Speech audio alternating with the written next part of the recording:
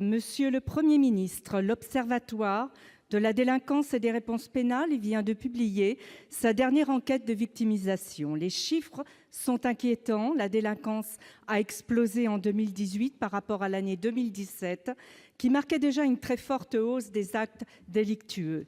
Augmentation de la délinquance et malaise croissant des forces de l'ordre allant jusqu'au suicide tirent leur source de la même cause: une incapacité à prendre en compte les besoins de ceux qui nous protègent. Le président de la République, pendant sa très longue intervention la semaine dernière, n'a pas fait allusion à la question de la sécurité des Français. Monsieur le Premier ministre, la responsabilité de cet échec incombe à votre gouvernement. Inutile de me répondre que cette hausse est la faute des gilets jaunes. En 2017, il n'y avait pas de gilets jaunes. Inutile de me répondre que cela vient de loin. L'augmentation de la délinquance ne peut être considérée comme une fatalité. Comptez-vous, Monsieur le Premier ministre, revoir la feuille de route des ministères de l'Intérieur et de la Justice afin de mettre un terme à la croissance de l'insécurité dans notre pays? La parole est à Monsieur Laurent Nunez, secrétaire d'État auprès du ministre de l'Intérieur. Madame la présidente, mesdames et messieurs les sénateurs, madame la sénatrice, permettez-moi de vous répondre d'abord, de m'étonner des chiffres que vous annoncez, puisque la délinquance en 2018 n'est pas si catastrophique que ça. Je crois pouvoir vous rappeler que les cambriolages ont baissé, les atteintes aux biens ont baissé, les vols dans les véhicules ont baissé.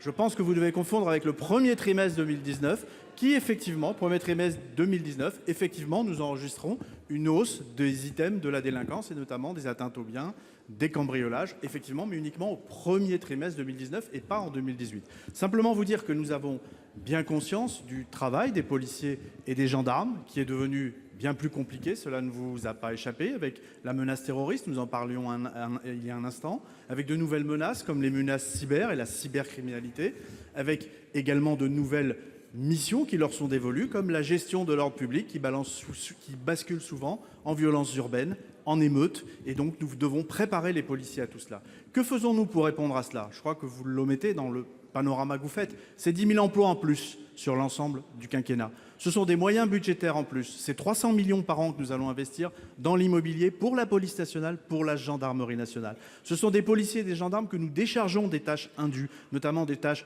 procédurales, des tâches administratives, des gardes statiques, pour qu'ils soient présents sur le terrain et faire ce qu'ils aiment faire, être présents auprès de nos concitoyens et lutter effectivement contre la délinquance. Donc nous engageons énormément de moyens en faveur des policiers et des gendarmes.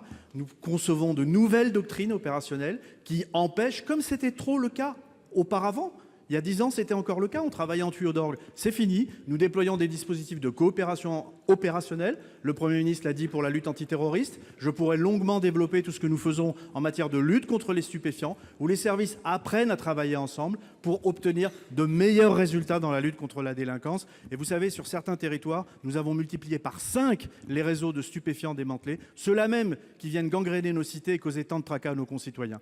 Policiers et gendarmes sont efficaces et la politique du gouvernement l'est tout autant en matière de sécurité intérieure.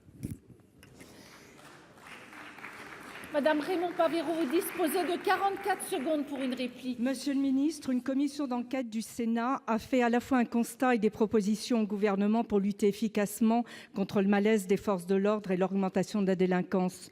Vous le savez par votre expérience, vous n'aurez des résultats que si le management de la police n'est pas profondément revu, si la réponse pénale aux actes délictueux n'est pas certaine, et enfin si une loi de programmation sur la sécurité intérieure ne vient pas apporter aux policiers et aux gendarmes les moyens dont ils ont besoin. Si tout ne peut pas être rattrapé rapidement, il est nécessaire d'ouvrir une perspective positive pour redonner le moral à nos forces de l'ordre.